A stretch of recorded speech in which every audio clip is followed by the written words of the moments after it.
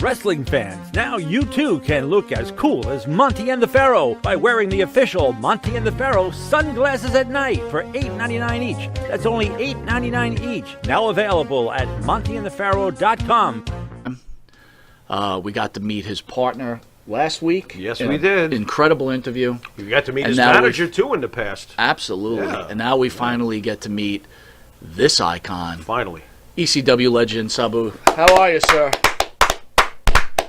Nice. Tell you the truth, I've been better. I'm not great. Not great? Well, not great. Let's get into it. Why aren't you great? My back hurts. My wife died a few weeks ago. Yeah. Kind of shit like that. Our condolences. Would you mind talking about Melissa at all? We could talk a little bit if you want to. Well, let's have at it. Could you maybe you could tell us what kind of person Melissa was? She was a great person. She kept me in line. If it wasn't for her, I don't know where I'd be today. She saved my life a few times, and I couldn't save hers. I tried. She was a great person. Still, she was great. How did you guys meet? I met her about 15, 20 years ago in L.A. In passing, and then I met her again in 2007 in WWE, and then I met her again 6 years ago when these guys were bullying her on the internet, talking shit about her, saying that she had sex with me and all this stuff back 20 years ago, and we didn't. We got stuck in the same hotel room, but I was a perfect gentleman, and she even said I was. I let her sleep in the bed, I slept in the chair. And then the guy who put us in the room together tried to say that we had sex together to cause some kind of stir some shit. Mm-hmm. And so they were bullying her 20 years later about this. So I got on there and said, hey, you guys, this ain't true. It's bullshit. Boom, boom, boom. Leave her alone. And they did. And then we became friends, and then we started dating. What do you think about the internet? Because I don't really sense that you're an internet. I'm not much of an internet kind of guy. How do you feel about the internet where anybody can just hop on a keyboard and say I resisted it for so many years. Now I'm with it. Okay. About 2 years ago, I said some shit on Twitter thinking, who's going to listen to me? And they listened to me and got me suspended off Twitter for a little bit. Oh, he's been suspended too. Look at that. Yeah. There we go. We were recently suspended over COVID-19 comments with Mr. Really? Hyatt. Yeah. Wow. Well, I got suspended over racist, homophobic comments or something like that. And who doesn't have those or thoughts of those? Anybody who says they're not a racist or a little bit of a racist is lying. Right. Everybody's a little bit of a racist. When you go to jail, if you're not a racist, you're dead. You got to go to your own race. You got to go Mexican, black, white, whatever.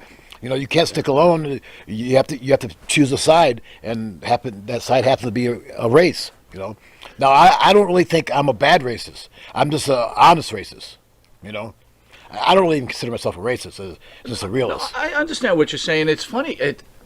Sounds honest to me. You're actually throwing me off because when I was getting ready for work this morning, I started thinking about racism and conversations that I have with people, like your example. And it really had to do with Hulk Hogan, right? Because we were talking about something on last night's show, and people were bringing up comments what Hogan had said, and I was thinking to myself, what he said behind closed, if just like a magician, even though you know what he's doing is a trick, he's not going to tell you that it's a trick. Right. Why would he tell you it's a trick? Right. That's his trick. Were you upset when the curtain call happened, the infamous curtain call at the Garden? Did that piss you off? Yes, of course it did. Okay. I don't like, I don't like people knowing my tricks or know that it is a trick. Absolutely. So when I wrestled, when I went to ECW and FMW, I practiced so much to make it look so real and not be real. And not hurt nobody. Oh, yeah. And I hurt myself way more than I ever hurt anybody. I believe it. I always put myself in danger before my opponent. Even John Cena said, yeah, I heard that you hurt yourself before you hurt me. I go, yeah, you're right. He goes, well, I respect that. And I said, well, thank you. Yeah. And when I wrestled John Cena, everybody said he was a crowbar, the shits, that he's hard to work with. He was excellent. There you go. He was excellent. He actually let me lead the match. Soft hands? Yes. Nice. So interesting you speak about kayfabe. There's a fan out there, PJ Taints. He has a good question, but I'm going to kind of change different format. He said he saw you on Dark Side of the Ring last night. You look great. Your feelings on Dark Side of the Ring, and as a legend like yourself, are you worried about going on those type of shows now, considering how they're trying to kind of turn? Hey, look what happened to you guys- Tommy. I am now, since this stuff with Tommy and Yeah. Van Dam, they said that they should have stood up and helped the stewardess or the flight attendant. And I agree, they should have. Someone should have helped her. Fuck Ric Flair. I'd never liked him anyways. He's a cocksucker, you know. And I'll say it to his face, and I'll say it to his ass. I'll say it anywhere I see him. And someone should have stopped him, you know. And if that's what he does, because I seen him do that stuff in the hotel room. As soon as he gets to the hotel, he gets drunk and gets naked. But that's kind of okay. He didn't corner somebody who didn't want to be cornered. You know, anybody in his room, they deserve to be cornered. But on an airplane, that was different, and nobody helped this woman. I almost cried for her. What did you feel about Tommy's comments, though, that he felt it was like boys just being the boys? Right. I mean, what was your feeling on that? I don't know. He should have did something. If he's such that good of a guy, and I know he is, he should have did something. Same with Van Dam. I'm disappointed in both of them. They should have did something. Well, to be fair, right? Flair's a legend in the industry. You don't want to step on him because who knows what he'll do to you. We're talking He's about running around that. an airplane naked. Right. Step on him. What are you Right. talking about? Do you think that cover they him were- up? You put him back in his seat. You chain him down so you can't do that. You're in public. Why does Ric Flair feel like he has a right to do this type of stuff all the time? I don't know. He gets drunk and believes his own hype. He believes what he's the best worker there is, but he's not the best wrestler. You know, the best wrestler is Kurt Angle. You know, but Flair's like the best worker. You got to remember, working is not fighting. Right. If I resist you, work isn't shit. Right. You know. Right. No, I consider myself a good worker, but a better fighter. But I haven't had to prove that very much because people, you don't have to. You know, it's a business. Sure. We're not in the background. We're not in the playground. We're in a ring. It's not a sport of and it's tough guys, business. right? In that essence, you're not really fighting, right? So No. you're there to take care of each other and entertain the fans that Exactly. want to see you. And even though if I don't like you, I trust you to not hurt me on purpose. And I've been hurt on purpose many times. Really? Many Wow. times. When I first started, it was do as little as possible for as long as possible to get paid as much as possible. True. And I changed it to do as much as possible in a little amount of time as possible for a little money. You know, not do it for the money, to do it for the business. Wow, that's knowledge right there, man. Thank Yeah. you. That is an incredible statement. And you know what? Who can argue that? You have changed the business. Yep. Well, that one thing I will brag about, that I changed the work rate. That I did. Absolutely. Huge fan. We are huge fans of Vince McMahon Jr. Thoughts on Vince McMahon Jr. and have you ever run across him in a certain way where you actually spoke to him and things like that? My problem with him was he wanted to have a personal relationship with me.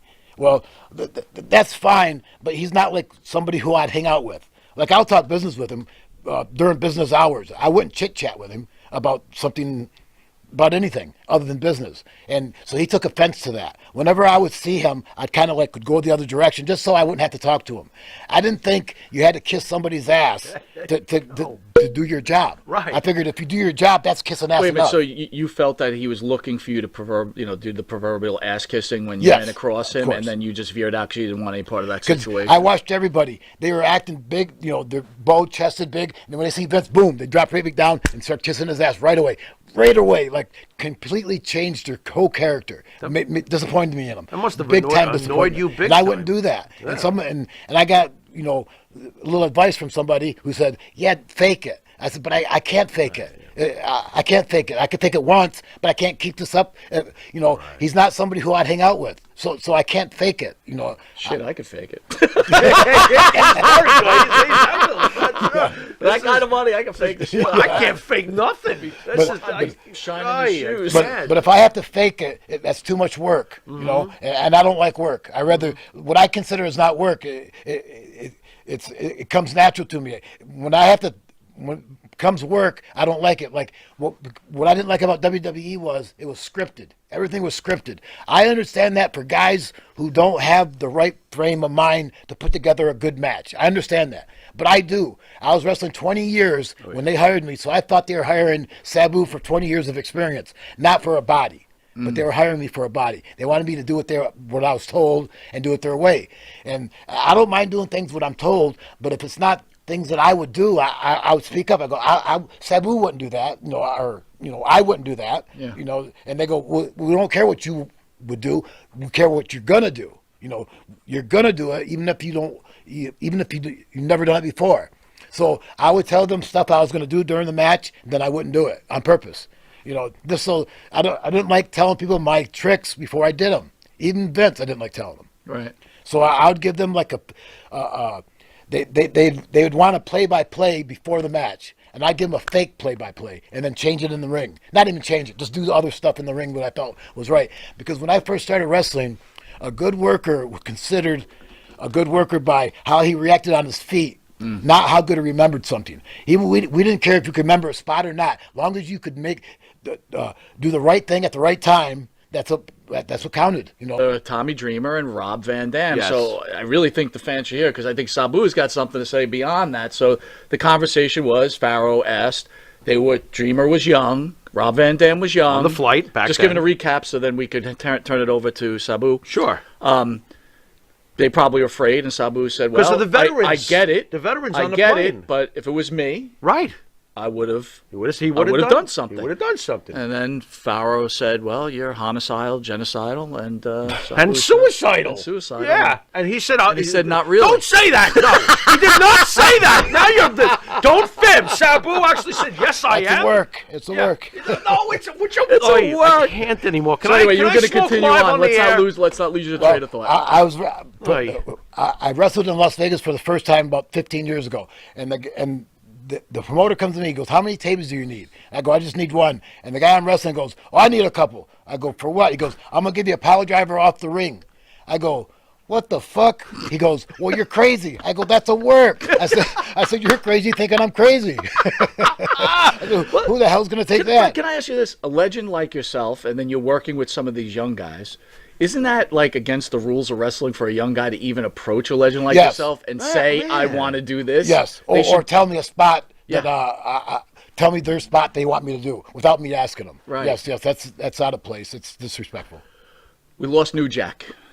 Can you talk about New Jack a little Very bit? good friend of mine. And tell us the type of person. He wasn't as bad as people thought. Me and him have always been on a good level. Even when one time, a funny story is, he was saying, "Motherfuck everybody in this dressing room. Fuck you, fuck you, fuck you, but not you, Sabu. Fuck you, fuck." I said, "All right, then, I got you down the back." line. He said, not you. He goes, "Fuck everybody, but not you, Sabu." Oh, my That God. is great. But a New Jack, his stuff was blown out of proportion. He wasn't he wasn't as bloodthirsty as people thought. It was a work. It was a work. He was working the shit out of If us. he really wanted to stab Smart somebody, man. he wouldn't stab him in the forehead. He'd So stab him in the stomach. Let me ask. And let he'd me do ask- it in the dressing room. Let me ask you this question, and again, answer it to the way you want to answer it. Tony Atlas is here. A good friend of the show, actually has a program on our channel along with some other wrestlers. He'll be interviewing Mega Powers 2.0 with the Pharaoh, as Correct. I'll be stepping away. But anyway, Correct. New Jack, well known for ripping Atlas apart on a lot of shoot interviews. Do you believe that's a total work, or do you think It's a half work. half a work? Yeah, half a work. It's half work. Like it's called shooting from the hip. It's or shooting on the square. Like it's a joke, but still, it's kind of true. A little reality based. Yes. With over the top. But blown out of proportion. So when you say Ric Flair is a piece of shit, is that over the top, or is that just a straight? That's a little over the top. little- I just don't like him. He didn't like me. He doesn't like me. I don't like him, and that's it. Why doesn't he like you? What did you do? I don't know. He just flat out said, "I don't like you." I'd come into a dressing room, shake everybody's hand. I'd go to shake his hand. He'd turn around. Wow. Or he'd come in and shake everybody's hand and skip me. For some reason, I don't know why. And so I stopped putting my hand out for him.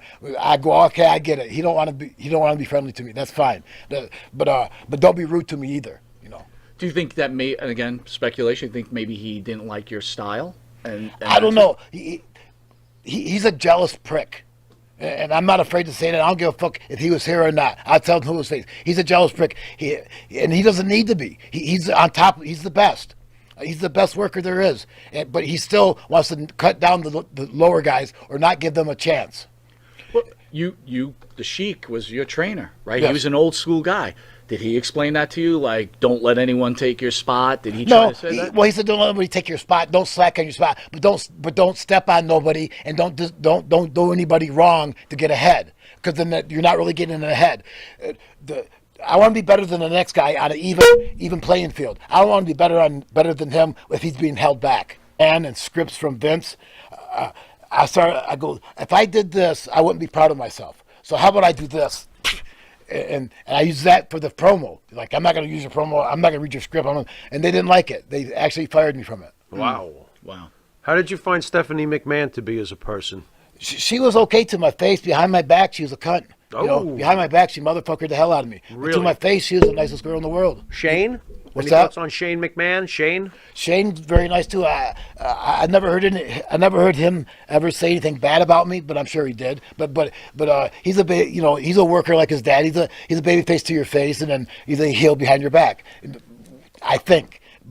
But Shane, to my face, utmost respect. You know, what can I say? Okay. So one thing we didn't ask you, do you respect Vince McMahon Jr.? Yes. I don't dislike him or hate him or nothing like that, but he actually even said to me I was better than he thought and that I was better than anybody else, better than everybody else. He actually said that to my face, but then still questioned every spot I did. Like, I said, how can you say I'm better than this guy if you don't even let me show you how I can continue to be better or continue to be good? Right. He still said, you're better than the next guy, but I still want you to do this. You know, All right, so we're out of time. I'm sorry. What? So Boo! we have something called the Pharaoh's Final Question, where he... It killed me. So I want to thank you for coming on the show. It's been an honor. Thank you for taking the time out. Thank you for asking me. Thank you, Sabu. One thing I would ask you, just if you could end the show with, is if you could just share your final thoughts about Melissa on the show again for us. We'd like you to share your final thoughts about Melissa on the show, and maybe, you know, I miss her every second. I think about her and what happened every minute. And I don't deserve to be happy because of what happened to her.